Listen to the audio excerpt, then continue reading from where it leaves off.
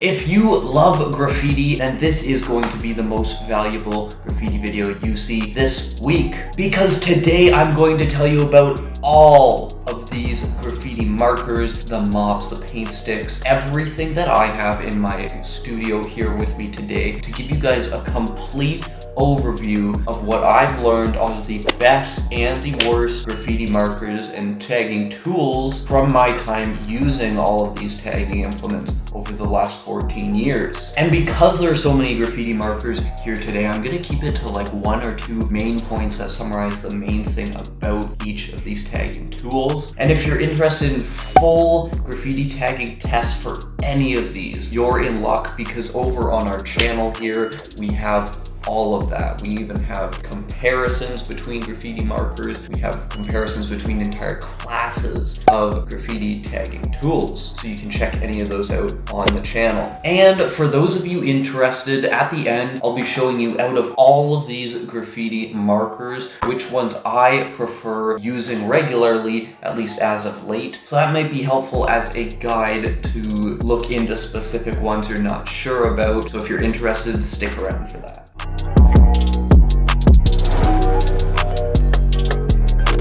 So what better place to start than with the classic graffiti mop? There's obviously hundreds of them out there, but these are the ones that I've used. Here's a good one, the OTR Soltip 004. It's a super squeezable mop. Very mid-sized nib for an everyday tag. Next, the Dang Flex 15 graffiti mop. Bombing Science sent these over to us to test out a couple of years ago before they were even released, and this is indeed a dope standard graffiti mop with a 10mm nib. The price comes in a bit cheaper than most other graffiti mops, which is nice, and I was actually super impressed with the Dang paint formula that it comes stocked with. Next, we've got the Molotov Dripstick 860DS. The highlight of these markers, well, they're a little bit pricey, but also they have that hit it from the back refill system that can save you a lot of mess and time. Next, we've got the OTR Superflow mops. That's the 008 and the 009 markers here. The bodies of these markers are actually super tough, not very squeezable, not nice to write with. The highlight of them, though, is that they've got those strange little nylon nibs that you can see on screen there that are supposed to be a lot tougher than normal mohair nibs. They write a little differently, but they're an interesting one to check out. Next, we've got the king of the squeeze, the OTR Soltip 003. This thing is so squeezable and comfy in your fingers,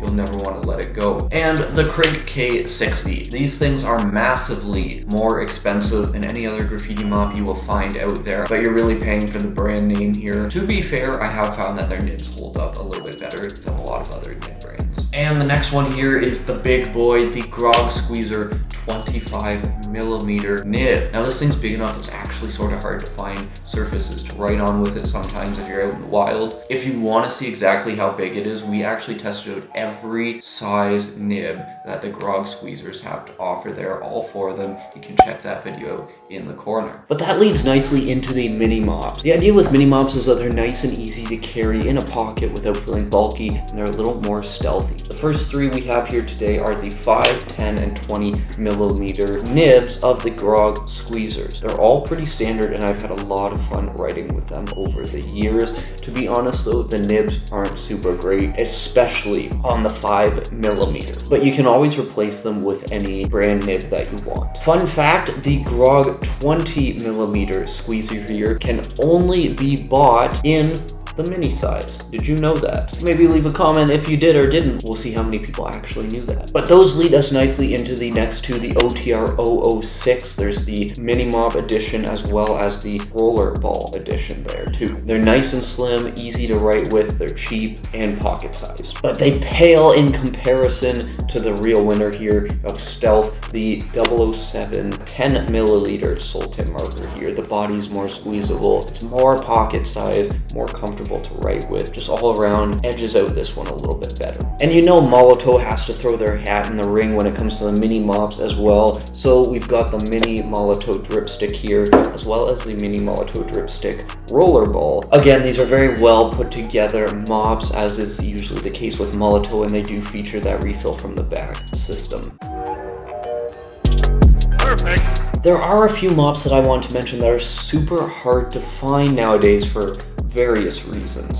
The first of those, the Iron Lac Uzi. Sadly, these are discontinued. And you know what? The nibs that came on these were really nice quality, I found. The colors were very vibrant, very good color selection when they were around. Just the thing was, the paint itself was not even close to permanent. And of course, they tend to leak a lot, I found. Sadly, also discontinued the Genobo Bingo Dabber mop here. This is a very standard Bingo Dabber mop. A nice squeezable body though. This is a great mop design to own. And I still can't believe that Genobo is no more. And the next two actually have a bit of a story to go with them. They are, of course, the Block by Block 2-ounce mop and the Block by Block 1/2-ounce mop. This guy's a solid body mop. I had said in a previous video that Block by Block actually wasn't around anymore. And when I put that video out, guess what? The guy who runs Block by Block messaged me on Instagram and said, hey, we're still around here. If you want to order, you just have to DM us on Instagram. So I don't have his info, but if you guys do follow Block by Block still, you can still get their stuff. That's great.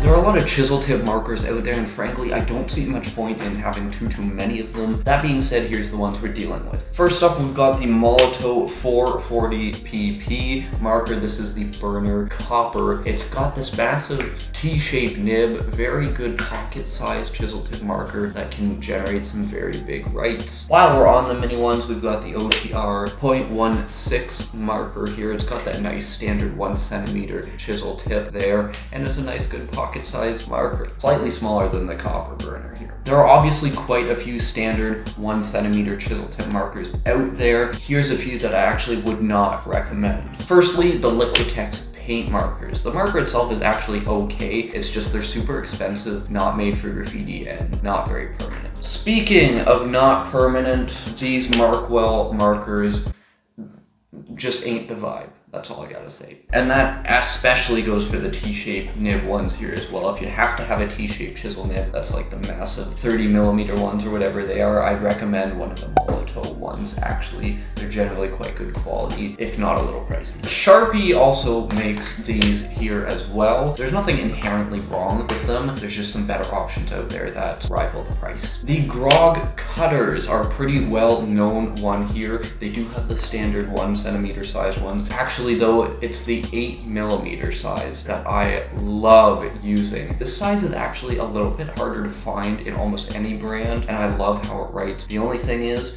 these GROG nibs wear out super fast. Speaking of chisel tip markers though, we cannot forget about the angled chisel tip markers. Here you've got the Crank K71. It's got a very high quality metal body. The marker quality is actually very high. Not as high as the price though. And the ink that it comes in them is not UV resistant in the slightest, at least in the colors that I've used. Speaking of some other angled chisel tips that are very similar, metal bodies as well, I found the Mighty Marker ones to be very high quality. You've got the PM23 here. This has permanent paint in it. I found the flow to be very good in these, just you have to shake it a lot for it to be mixed well enough to flow properly. The IM14 Bleed Through, on the other hand, top-notch marker, very easy to use and maintain. Love this thing. But the cream of the crop and one of the very best probably has to go to the Uni PX30s here, especially in the silver. It's one of the few markers that every graffiti writer and artist seems to just agree is awesome. But don't discount the other chisel tip markers I've got here for you as well. For example, the Pilot Super Color markers. They come in this mini size as well as a bigger size with the same nib. They're very fun to write with. They flow super well. They're an all-around fun write. This little guy here is the Mighty Marker PM19. It actually comes with a flat chisel tip marker, 4mm. And guys, this whole marker is quality, I swear. And because it's from a lesser known brand, they actually sell for pretty cheap as well. So if you haven't tried these out yet, it might not be the worst idea. And here is one of those massive chisel tip markers by Molotow. This one is the Molotow 612 EM Tank Marker. The tank markers by Molotow seem to run like a tap and use ink at peak efficiency. Now, a lot of the chisel tip markers are pump action, which means you have to compress the nib for the paint or ink to flow through it, and that activates the valve system. The bullet tip markers, exact same principle for the most part here. The first one we've got here is the OTR Bullet, the 4001. It's got a very broad, comfy 8mm nib to write with. Just everything about this marker in general is not comfy. The shape of it's really weird to write with. It's just not conducive to comfortable writing in the slightest. Possibly a better option than the OTR Bullet is the Pentel Shorty White here. This is one of those markers that's seemingly loved by all graffiti writers. It's one of the few no one seems to argue about, and it's one of those top-notch Japanese makes. Speaking of top-notch, we've got a 227 HS Molotow marker here in the liquid chrome. Liquid chrome is the most mirror-like chrome you'll find on the graffiti market specifically, I would say. But these one-for-all markers come in several different sizes here. You've got the 127 HS ones as well. And they come in a whole plethora of colors, of course. Along with the other Molotow markers, ones you want to know are the Uni Posca paint markers. They're another Japanese make, very high quality markers. I've actually enjoyed using them more than the Molotow one-for-alls. I found that they last longer. I should also point out that, you know, Sharpie makes nice bullet tip paint markers. They're just not as good as the other ones that have been adapted specifically for our graffiti and canvas painting uses. Here's a cool thing about shoe polish graffiti mops that not everyone knows, I don't think, especially because I barely see anyone using these nowadays, which is sad because they're super fun. But these shoe polish mops actually work the exact same way as valve actuated bullet tips do. You have to compress a little bit in the middle with the help of gravity. That allows the ink or paint to flow through and saturate the sponge that you're writing with. So you do have to compress it to write with it. Now, to some that might sound very basic, but with these shoe polish mops being seemingly all but extinct, that might be sort of a novel antidote for some of the newer writers out there. There are actually quite a range of solid paint sticks on the graffiti market. I have to shamelessly start off with my personal favorite though, the Markle B paint stick. Now, the Markle B paint sticks are pretty much the cheapest paint sticks you can get on the market, and they're even cheaper when you buy them in bulk. From the link that I have, first link in the description, that's the best deal on Markles I can find. I try and always include it for you guys. The Markle Bs do come in a slimmer size than that and a fatter size, which I have here, but in a more limited color selection. Personally, I prefer the white and black ones anyway. Those are all you really need. Maybe the yellows as well. And we've got to show some love to the Sakura solid streakers here as well. I have the ones for hotter temperatures and colder temperatures specifically here in the slim sizes. They do come in the bigger size as well. Personally though, I've found that the cold temperature Sakuras tend to write more nicely, in my opinion, in pretty much all weather. That could just be because I like a harder paint stick to write with in general. And since we've mentioned Sakuras and Markles, I should mention Hand Mix. Now, Hand Mix makes solid split streakers from the Sakura markers,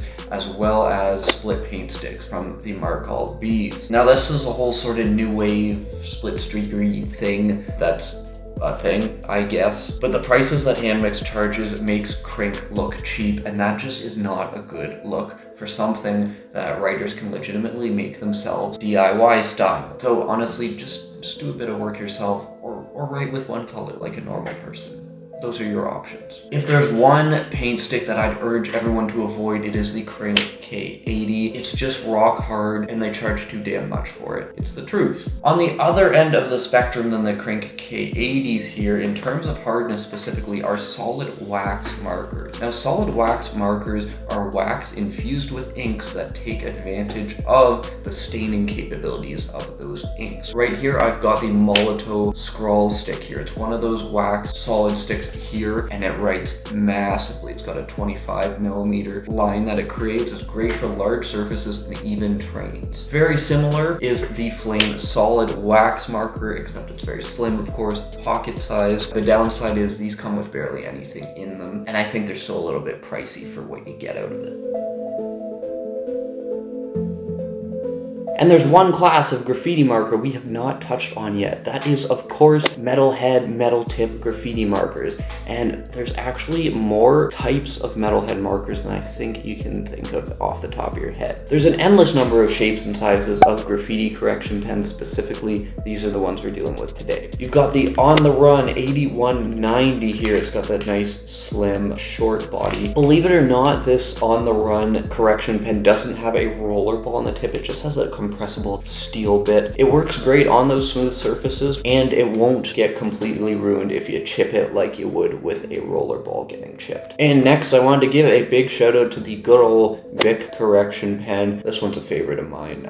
They're just super squeezable. You can refill these actually. If you don't know how, I did a video a long time ago on that. And next, I've got the OTR 8001. This thing has a super hard body, not very squeezable. It is a nice shape to write with, and it's got a great color selection. And this next one introduces the pressurized metal heads. This is the Dicom Dalo marker, one of the kings of the pressurized metal heads in my opinion, and metal heads in general. It's got the pump on the one end, the pressurized metal body, and a roller ball on the other end. The Dicom Dalos are solid all around. Great choice in my opinion. A much less solid option in terms of the pressurized ones is the Krink K90. The metal feels cheaper. It's not refillable. The pump system just doesn't work as well.